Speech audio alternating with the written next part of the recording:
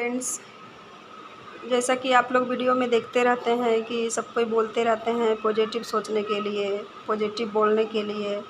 क्यों बोला जाता है कि पॉजिटिव सोचिए, पॉजिटिव बोलिए? पॉजिटिव सोचने के लिए इसलिए बोला जाता है कि पॉजिटिव सोचेंगे तो आप खुश रहेंगे, और अगर नेगेटिव सोचेंगे तो हमेशा पुरानी बातों को लेकर के कुछ ऐसा, अगर दर्दनाक आपके साथ कुछ घटना हुआ है उसको याद कर कर के बार बार अगर दुखी होते रहेंगे, तो एक ही चीज़ को बार बार सोच सोच के दुखी होते रहेंगे, तो कोई भी आपका दुख को एनी टाइम सुनना नहीं चाहेगा। किसी किसी का आदत होता है कि अगर 5 साल 10 साल पहले अगर उसके साथ कुछ ऐसा दर्दनाक घटना घट जाता है, कोई दुख वाला इमोशन होता है, वो दिन भर अपने दिल में वही थॉट लेकर के घूमते रहते हैं, वही दिल में दर्द, दिल में एक घाव की तरह वो अपना पेन हर किसी को सुनाना शुरू कर देते हैं। कहीं भी जाते हैं वो अपनी बातों को बोलना, रोना शुरू कर देते हैं। कोई भी किसी की दर्द भरी बातें बार बार सुनना नहीं चाहते, एक ही बात को बार बार कोई भी सुनना नहीं चाहते। अगर कोई बिना मन से सुन भी लेते हैं तो जब वो चले जाते हैं तो उनका फिर उनके बारे में चर्चा होने लगता है कि जब भी आते हैं तो एक ही बात को दोहराते रहते हैं, अपना दुख दर्द मेरा घर में फैला करके चले जाते हैं। उनका रोने से ही मेरा घर में भी ये दुख आ गया, ये दर्द आ गया कि मेरा घर में भी ऐसा ख़राब चीज़ होने लगा। तो कहीं ना कहीं नेगेटिविटी दूसरों को भी प्रभावित करती है।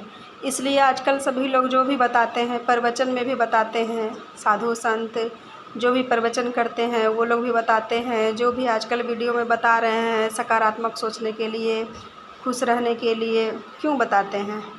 क्योंकि अगर दुख वाला इमोशंस हमेशा किसी को सुनाते रहेंगे, दुख दर्द को याद करते रहेंगे, तो आपकी तरफ केवल दुख दर्द ही अट्रैक्ट होते रहेगा, और जहाँ भी जाएंगे दुख दर्द ही फैलाएंगे। खुश रहेंगे तो खुश मिजाज इंसान हर किसी को अच्छा लगता है। जब उसके चेहरे पर स्माइल होती है तो हर किसी को वो देखने में अच्छा लगता है, उसको देख करके अगला भी मुस्कुरा देता है। इसलिए एक ही बात, जब कोई खुशी आपका ज़िंदगी में घटित होता है, जब आप किसी पल को खुशी से जिए हैं, तो उस खुशी को याद कर कर के आप खुश नहीं रह सकते हैं, तो आप एक ही दुख को बार बार याद करके दुखी मत रहिए। जब आप ही एक ही खुशी को बार बार याद करके खुश नहीं रहते हैं तो एक ही दुख को बार बार मत दोहराते रहें। उस तरह दुख दोहराते रहेंगे तब का ज़िंदगी में दुख ही आता रहेगा। इसलिए जो भी अगर व्यक्ति पॉजिटिव सोचने के लिए, चाहे ये सब कुछ भी जानते हैं, समझते हैं पॉजिटिव थिंकिंग के बारे में क्या असर होता है, लॉ ऑफ अट्रैक्शन के बारे में, तो दूसरों को भी बताएं। छुपाने से कोई फ़ायदा नहीं है। दूसरा का ज़िंदगी में खुशी आएगा तो आपको भी खुशी मिलेगा। दूसरा का ज़िंदगी अगर सुधर जाएगा, खुशियों से भर जाएगा, तो आपको भी भगवान वो चीज़ डबल देंगे। अगर किसी का आपके वजह से अगर कुछ अच्छा होता है तो आपका भी अच्छा होगा। ये इसलिए पॉजिटिव सोचने के लिए सबको बताया जाता है कि जब देश में एक बीमारी था हैजा, एक बीमारी फैला था चेचक, तो सबको उसका टीका लगा।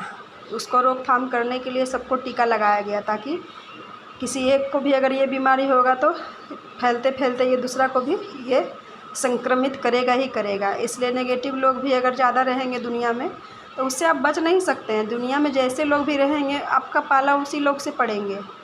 क्योंकि काजल की कोठली में आप रहेंगे तो दाग लगेगा ही लगेगा।